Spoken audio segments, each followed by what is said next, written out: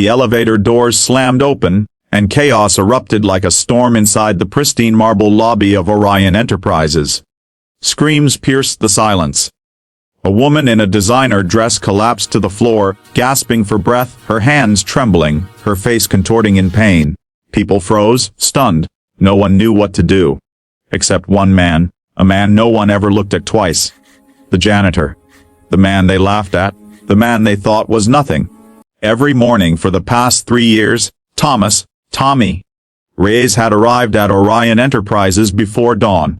Clad in his dark blue uniform with a name tag most never bothered to read, he scrubbed floors until they reflected the company's spotless image. He emptied trash cans, refilled soap dispensers, and fixed flickering lights. Always in the background, invisible, unimportant.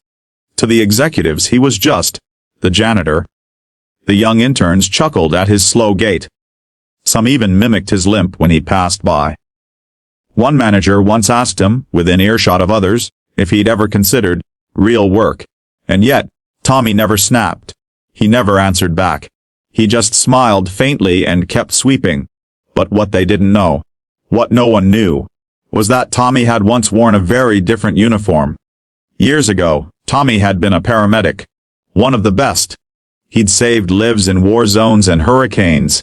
But after a tragic accident in the field, one that took both his partner's life and left him with a permanent leg injury, he withdrew from everything. Unable to cope with the guilt, he walked away from the job he loved.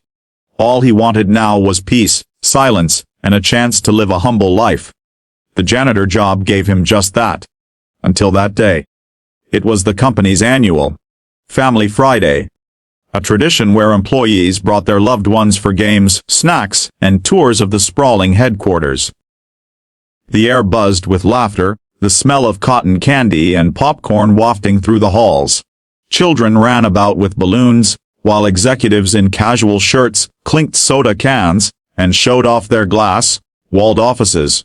Tommy was in the East Wing, mopping up spilled juice near the elevators, when he heard the scream. It wasn't the playful squeal of a child. It was raw, frantic, a girl's voice. He turned fast, too fast for his bad leg, and saw a little girl maybe 9 or 10 sprinting toward him, her eyes wide with terror. "Help, please, help, my mom's she's not breathing." In an instant, everything changed. Tommy dropped his mop, his instincts roaring back to life like a long, dormant engine. He knelt before the girl. "Where is she?" he asked, voice calm, steady, commanding. "The lobby! She just fell down! Please!" People were already gathering around the woman.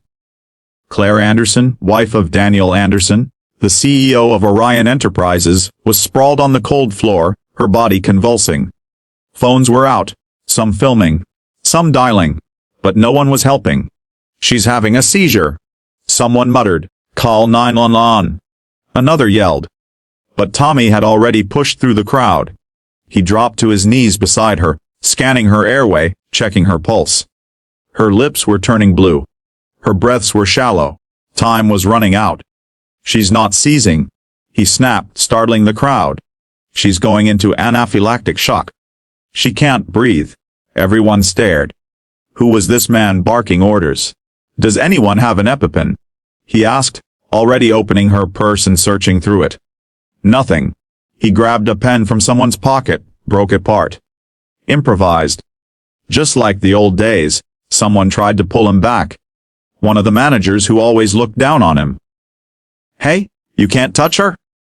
You're just the—" "I was a paramedic for 15 years. Tommy growled without looking up. "Back off unless you can help." The manager stepped back, speechless. Tommy tilted Claire's head, administered what aid he could with limited tools. He talked to her gently, reassuringly, even though she couldn't respond.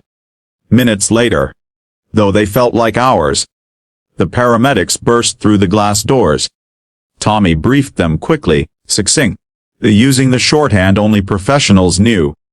They nodded with respect, recognizing one of their own.